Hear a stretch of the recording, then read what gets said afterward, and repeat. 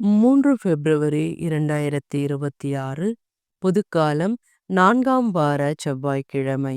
முதல் வாசகம் சாமுவேல் 2ஆம் நூலிலிருந்து வாசகம். அந்நாட்களில் அபசலோம் தாவீதின் பணியாளரை எதிர்கொள்ள நேர்ந்தது. அவன் ஒரு கோவாறு கழுதை மீது ஏறி வந்து கொண்டிருந்தான். அது ஒரு பெரிய கருவாலி மரத்தின் அடர்த்தியான கிளைகளுக்கு கீழே சென்று கொண்டிருந்தது. அப்பொழுது அவனது தலை கருவாலி மரத்தில் சிக்கிக்கொள்ள அவன் விண்ணுக்கும் மண்ணுக்கும் இடையே தொங்கினான். அவன் ஏறி வந்த கோவாறு கழுதை முன்னே சென்று விட்டது. இதை கண்ட ஒரு வீரன் யோவாவிடம் சென்று, இதோ அப்சலோம் கருவாலி மரத்தில் தொங்குவதைக் கண்டேன் என்று கூறினான். யோவாபு தன் கையில் 3 ஈட்டிகளை எடுத்துக்கொண்டு சென்று உயிருடன் கருவாலி மரத்தில் தொங்கிக் கொண்டிருந்த அப்சலோமின் நெஞ்சில் அவற்றை பாய்ச்சினான். அப்பொழுது தாவீது 2 வாயில்களுக்கும் இடையே அமர்ந்து கொண்டிருந்தார்.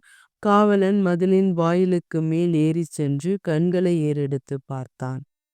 ஓர் ஆள் தனியாக ஓடி வருவதைக் கண்டான். காவலன் குரல் எழுப்பி அரசரிடம் கூற, அரசர் தனியாக வந்தால் அவனிடம் நற்செய்தி உள்ளது என்றார். அந்த ஆள் இன்னும் அருகில் வந்து கொண்டிருந்தான். அரசன் அவனை நோக்கி, விலகி அங்கேயே நில் என்று கூற அவனும் விலகி நின்றான். அப்பொழுது குசியானும் வந்து, தன் தலைவராம் அரசே, நற்செய்தி என்று ஆண்டவர் உமக்கு எதிராக எழுபவர்களின் கரத்தினின்று உம்மை விடுவித்துள்ளார் என்று கூறினான்.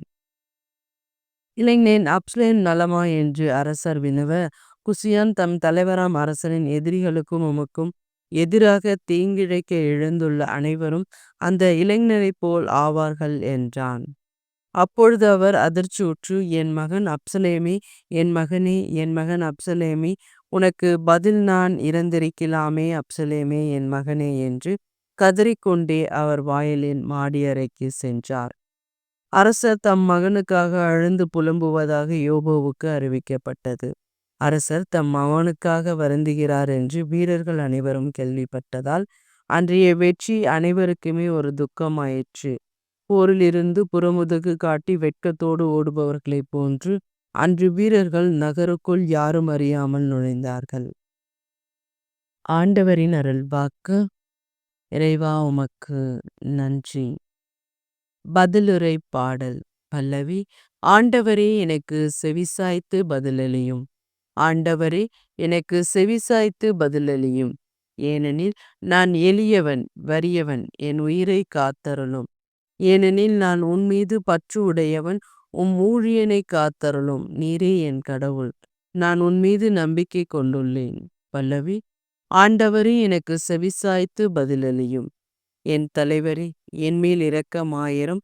ஏனெனில் நாள் முழுவதும் உம்மை நோக்கி மன்றாடுகிறேன். அடியானின் மனதை மகிழச் செய்யும். என் தலைவரே, உம்மை நோக்கி என் உள்ளத்தை உயர்த்துகிறேன். பல்லவி. ஆண்டவரே எனக்கு செவிசாய்த்து பதிலளியும். ஏனெனில் என் தலைவரே, நீர் நல்லவர், மன்னிப்பவர், உம்மை நோக்கி மன்றாடும் அனைவருக்கும் பேரன்பு காட்டுபவர். ஆண்டவரே, என் வேண்டுதலுக்கு செவிகொடும். உதவியை நாடும் என் குரலை கேட்டருளும். பல்லவி. ஆண்டவரே எனக்கு செவிசாய்த்து பதிலளியும். நற்செய்தி வாசகம். மார்க் எழுதிய தூய நற்செய்தியிலிருந்து வாசகம். அதிகாரம் 5 இறைவார்த்தைகள் 21 43 முடிய.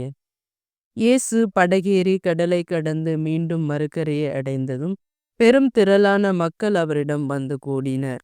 அவர் கடற்கரையில் இருந்தார். தொழுகை கூட தலைவர்களுள் ஒருவரான யாயிறு என்பவர் வந்து அவரை கண்டு அவரது காலில் விழுந்து, என் மகள் சாகும் தருவாயில் இருக்கிறார். நீர் வந்து அவள் மீது உம் கைகளை வையும், அப்பொழுது அவள் நலம் பெற்று உயிர் பிழைத்து கொள்ளுவாள் என்று அவரை வருந்தி வேண்டினார். இயேசுவும் அவருடன் சென்றார். பெரும் திரளான மக்கள் அவரை நெருங்கி கொண்டே பின்தொடர்ந்தனர். அப்பொழுது 12 ஆண்டுகளாய் இரத்தப்போக்கினால் வருந்திய பெண் ஒருவர் அங்கு இருந்தார். அவர் மருத்துவர் பலரிடம் தமக்கு உள்ளதெல்லாம் செலவழித்தும் ஒரு பயனும் அடையாமல் மிகவும் துன்பப்பட்டவர். அவர் நிலைமையை வர வர மிகவும் கேடுற்றது. அவர் இயேசுவை பற்றி கேள்விப்பட்டு மக்கள் கூட்டத்துக்கு இடையில் அவருக்கு பின்னால் வந்து அவருடைய மேலுடையை தொட்டார். ஏனெனில் நான் அவருடைய ஆடையை தொட்டாலே நலம் பெறுவேன் என்று அப்பன் எண்ணிக்கொண்டார். தொட்ட உடனே அவருடைய இரத்தப்போக்கு நின்று போயிட்டு. அவரும் தம் நோய் நீங்கி நலம் பெற்றதை தம் உடலில் உணர்ந்தார்.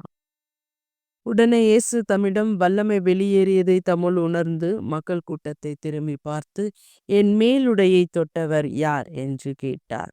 அதற்கு அவருடைய சீடர்கள் அவரிடம், இம்மக்கள் கூட்டம் உம்மை சூழ்ந்து நெருங்குவதைக் கண்டும் என்னை தொட்டவர் யார் என்கிறீரே என்றார்கள்.